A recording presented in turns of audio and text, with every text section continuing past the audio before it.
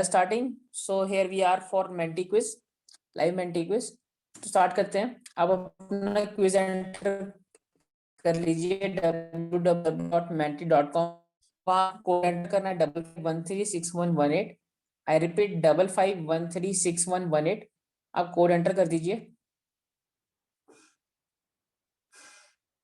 हम 2 मिनट तक वेट करते हैं सारे पार्टिसिपेंट्स को ज्वाइन करने के लिए. आज का क्विज ग्रेविटेशनल चैप्टर से है, तो ये तो आपको पता होगा.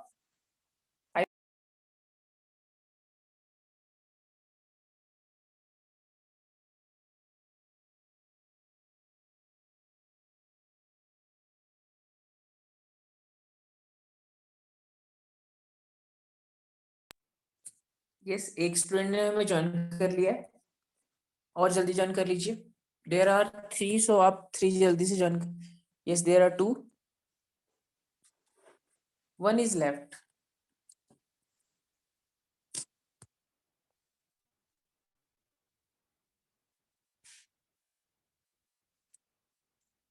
जल्दी से ज्वाइन कीजिएगा. Yes, there are 3, so we are starting. So here is first question in front of you. और फर्स्ट क्वेश्चन है, the force responsible for all the attractive forces is known as. The force responsible for all the attractive forces is known as gravitational force, contact force, pseudo force, gravity.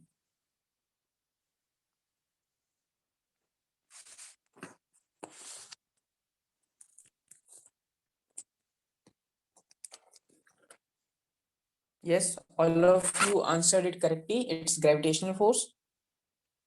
But the game is for the fastest.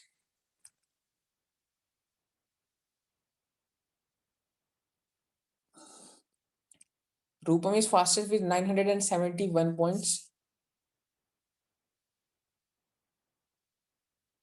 अब आप काफी fast करने लगे हो. 971 points. Even less than 1 second, I guess. So centripetal force क्या होता है, इसके बारे में हम छोटा सा रिव्यू लेंगे. बस ऊपर से देखेंगे क्योंकि ये डिटेल्ड क्लास तो नहीं है. तो सेंट्रीपिटल फोर्स आपके सामने ये स्क्रीन विजिबल, इसी में मैं बताता हूँ आपको.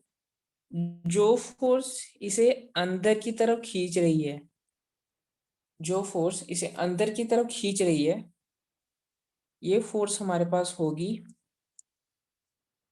Centripetal force.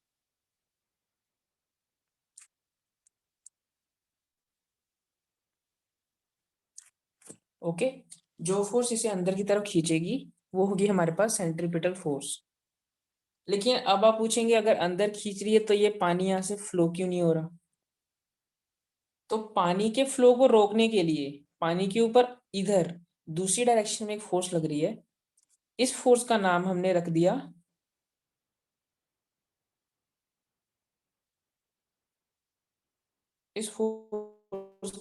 रखा सेंट्रीफ्यूगल फोर्स.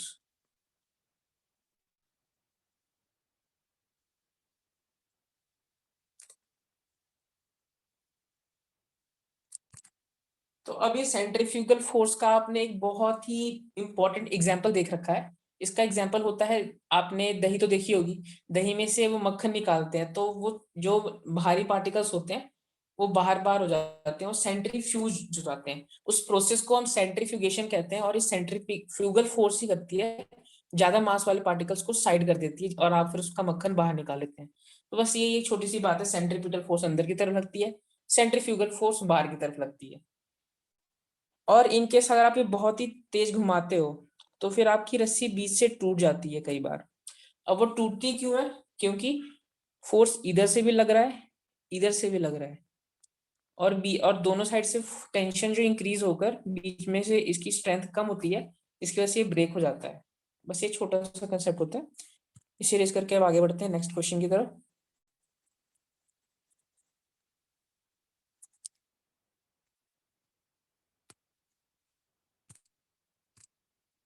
सो क्लियर हुआ ये या फिर मैं फिर से बताऊं? सेंट्रीपिटल फोर्स कहाँ होता है? Yes, sir, clear. Okay, then we are moving on to next question. So here is second question in front of your screen. second question is the force that keeps the body moving along the circular path acting towards the center is known as.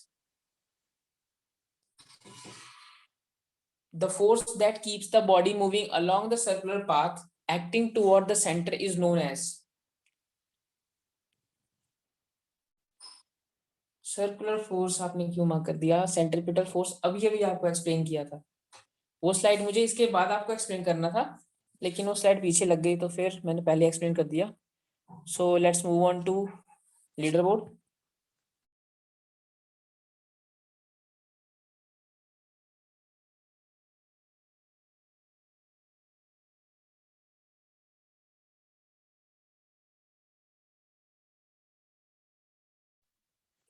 So again, Rupam is fastest, and she has total 1947. 1947, the year of freedom. So we are moving on to next question. Question number 3. And question number 3 is, which of the following is not true for universal law of gravitation? I repeat, which of the following is not true? You have to tick on not true.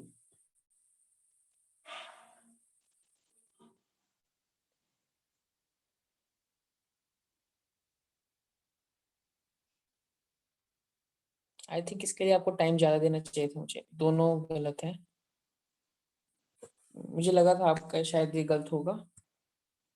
Initial stage पे ये थोड़ा tough हो जाता है, कोई बात नहीं. पर तो लीडर बोर्ड तो सेम रहेगा इस क्वेश्चन के लिए. फिर अब देखते हैं, एक छोटा सा मैं आपको बता देता हूँ किस तरह से होता है ये, तो आपको ये क्लियर हो जाए.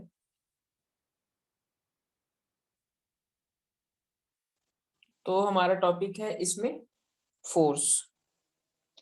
तो जब हम ग्रेविटेशनल, कलर चेंज कर देता हूँ, दैट वुड बी फाइन. अगर हम बात करते हैं gravitational constant, gravitational law of force,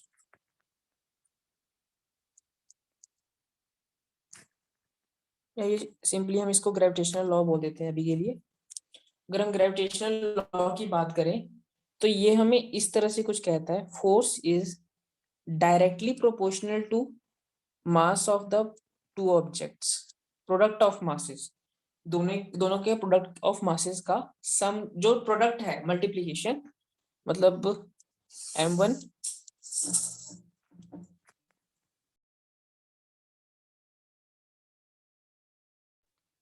मतलब m1 मल्टीप्लाई बाय m2 का जो प्रोडक्ट है वो हमारा होता है फोर्स के डायरेक्टली प्रोपोर्शनल. फिर हम दूसरी बात करते हैं, ये दूसरी बात क्या कहते हैं हमें, ये दूसरी बात हमें कहते हैं जो फोर्स है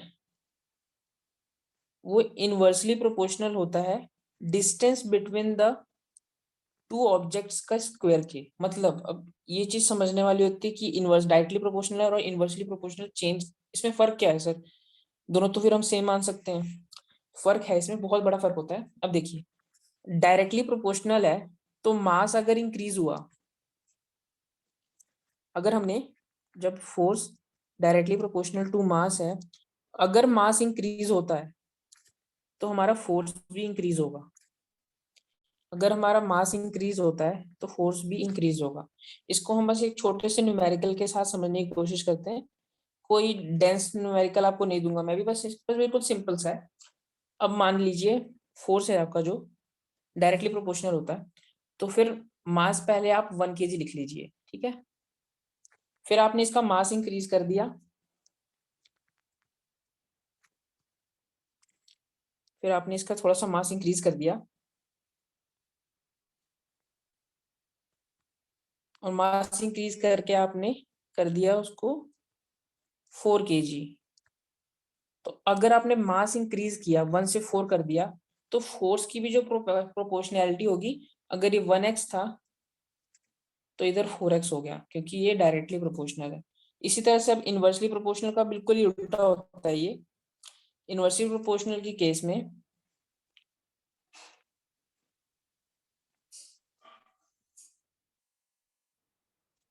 अगर हमारा फोर्स इनवर्सली प्रोपोर्शनल है distance between the two objects के, तो अगर मैं डिस्टेंस अब इंक्रीज करूंगा तो फिर फोर्स हमारा डिक्रीज होगा, क्योंकि ये इनवर्सली प्रोपोर्शनल है, इनके बीच में रिलेशन ही उल्टा हो गया।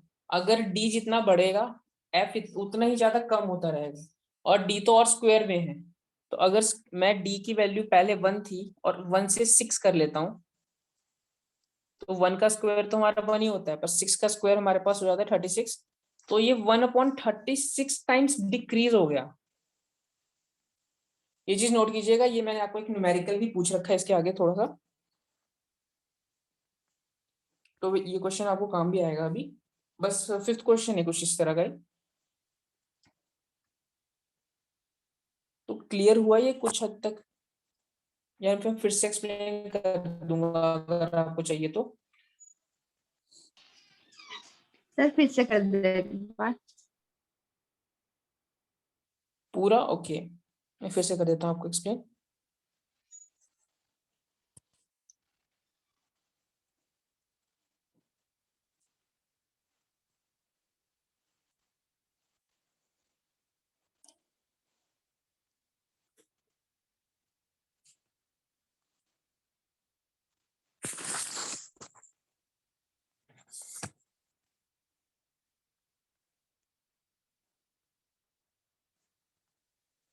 सो स्टार्ट करते हैं। जैसे मैंने आपको बताया, क्या जो फोर्स है आपका वो है डायरेक्टली प्रोपोर्शनल मासेस के, प्रोडक्ट ऑफ मासेस के। तो आप अज्यूम कर लीजिए पहले आपका फोर्स है जो कि डायरेक्टली प्रोपोर्शनल है आपका मास 1, और मास आप ले लीजिए पहला 1 kg, और जो दूसरा मास है वो आपका 2 kg। प्रोडक्ट ऑफ मासेस है, तो प्रोडक्ट ऑफ मासेस आप क्या लेंगे, m1 मल्टीप्लाई बाय m2। तो फोर्स आपका प्रोपोर्शनल कितना आ गया।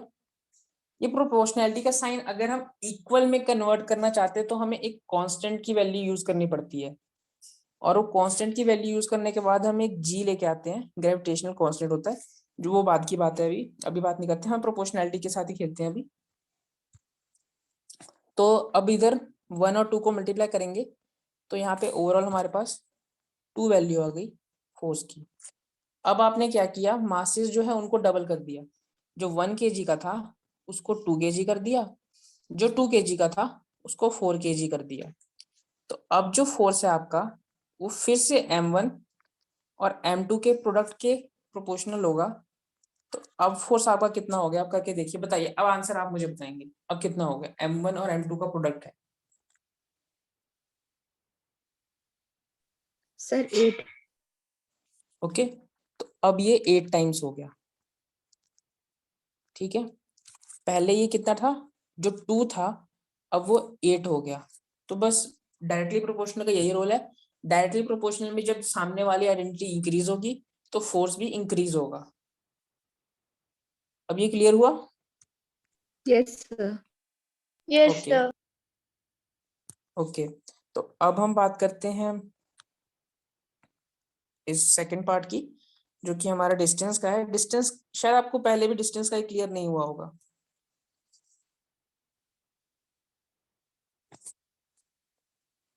तो अब हम डिस्टेंस की बात करते हैं। अच्छा, राइटिंग में तो आपको प्रॉब्लम नहीं आ रही ना। No No, sir. sir.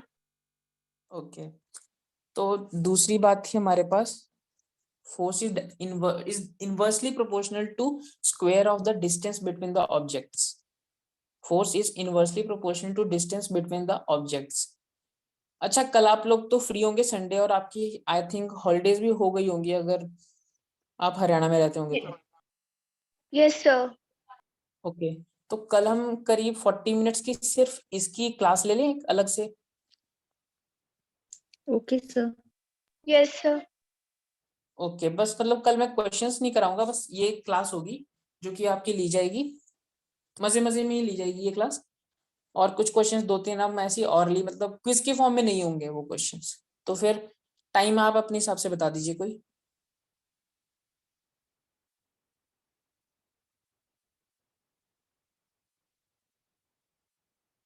Okay, मैं बता देता हूँ। अब टाइम आप सिलेक्ट कर लीजिए, या तो 4 बजे या फिर 7:30 बजे, दोनों में से कोई एक सिलेक्ट कर लीजिए। सर 4 बजे ठीक है। सारे कंफर्टेबल हैं? Yes, sir. ओके, तो कल 4 बजे आपकी क्लास होगी ग्रेविटेशनल लॉ के ऊपर। 2-3 न्यूमेरिकल्स करेंगे, थोड़े से कंफ्यूज करेंगे, और फिर आपको फिर वो बिल्कुल स्ट्रेट पाथ पे ले आएंगे। अभी इसे क्लियर कर लेते हैं इन्वर्सली प्रोपोर्शनल को। तो इन्वर्सली प्रोपोर्शनल का इस तरह का खेल है, जब इस साइड की आइडेंटिटी जो है हमारी, वो दूसरी साइड की जो भी आइडेंटिटी है उसके इन्वर्सली प्रोपोर्शनल है। ये तो हमारा सिंपल, मैंने आपको ऊपर का नीचे फिर से लिख दिया। तो अब देखिए आप, अब अगर मैंने डिस्टेंस जो नीचे है, पहले आप ये ले लीजिए, पहले नीचे की डिस्टेंस जो है, दो ऑब्जेक्ट्स जो थे, जो पहले 1 और 2 मासेस के थे, इन दोनों के बीच का डिस्टेंस था पहले 2 मीटर कंसीडर कर लेते हैं। 2 मीटर कंसीडर कर लेते हैं। तो 2 मीटर के अकॉर्डिंग अब आप फोर्स बता दीजिए मुझे। इनवर्सली प्रोपोर्शनल है, प्रोडक्ट ऑफ डिस्टेंस, तो नीचे 2 इंटू 2। अब बता दीजिए क्या वैल्यू आएगी फिर।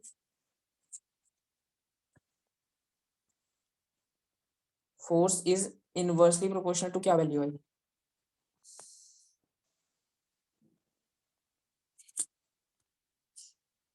Yes,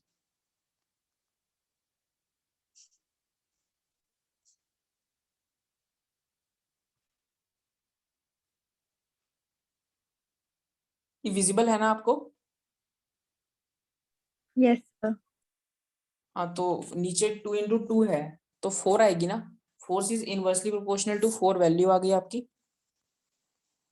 yes sir. ठीक है, अब हम इसे थोड़ा सा इंक्रीज करते डिस्टेंस को। ये आपके पास पहली वैल्यू आ गई। अब डिस्टेंस हमने 2 से इंक्रीज करके 6 मीटर कर दिया। अब बाकी आगे की कैलकुलेशन अब आप करके बताएंगे मुझे। जब ये 6 मीटर किया है मैंने, तो फोर्स की वैल्यू कितनी हो जाएगी अगर ये डिस्टेंस के इनवर्सली स्क्वायर है? फोर्स की वैल्यू कितनी हो जाएगी? सर 6 स्क्वायर है। 6। हाँ, तो डी स्क्वायर है तो 6 स्क्वायर ही हो जाएगा। 36। ओके, सो एफ की वैल्यू हो जाएगी आपके पास 1/36। यानी कि जो वैल्यू आपकी 1/4 थी, अब 1/36 हो गई। जब आपने मास की वैल्यू इंक्रीज की थी, तो फोर्स की वैल्यू इंक्रीज हुई, पहले 2 से 8 टाइम्स हो गई। लेकिन जब आपने डिस्टेंस की वैल्यू इंक्रीज की, तो पहले जो 1/4 टाइम्स थी, अब 1/36 टाइम्स हो गई। तो अब ये क्लियर है कि किस तरह से मास इंक्रीज करने पे फोर्स इंक्रीज होगा और डिस्टेंस इंक्रीज करने पे फोर्स इंक्रीज होगा। Yes sir. Yes, sir. Okay, जो हम कल क्लास करेंगे उसमें और भी ज्यादा अच्छे से क्लियर करेंगे, फिर से रिपीट करेंगे ताकि आपको अच्छे से क्लियर हो जाए। बाकी अगर आपको इसी वीडियो से एक बार क्लियर करना हो तो आप यूट्यूब पे इसको देख लीजिएगा। अभी जल्दी से हम खत्म कर लेते हैं, नहीं तो हमारा टाइम ओवर हो जाएगा।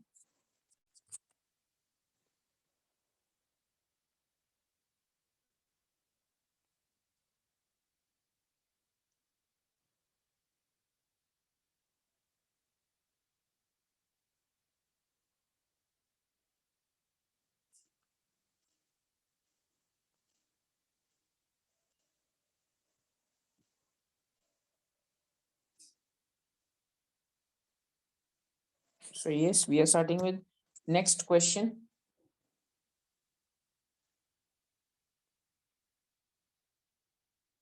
So next question आपकी स्क्रीन पे क्वेश्चन नंबर 4 होगा ये।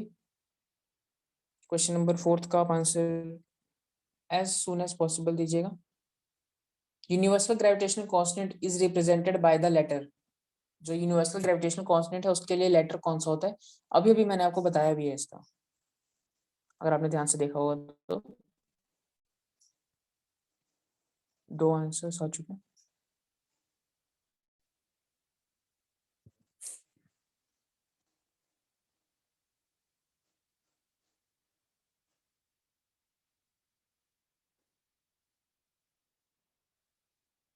This time Damanpreet is fastest.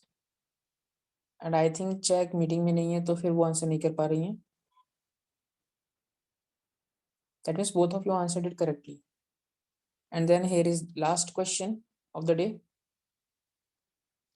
Last question is as last question आप जल्दी से कीजिएगा.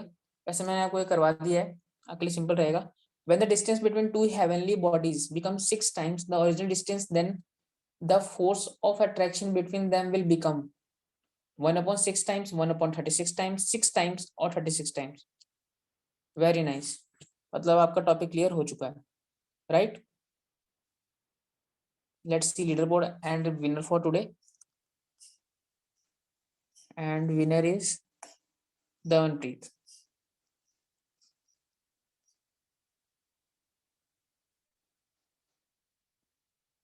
Very nice, Damanpreet. So yes, Thank अब you, हम sir. अब हम इस मीटिंग को एक एंड देते हैं. Thank you. और अगर आपको ये वेबिनार अच्छा लगा हो तो फिर आप इसे ज्वाइन कीजिए. And thank you. And I request my students to stay here for a while.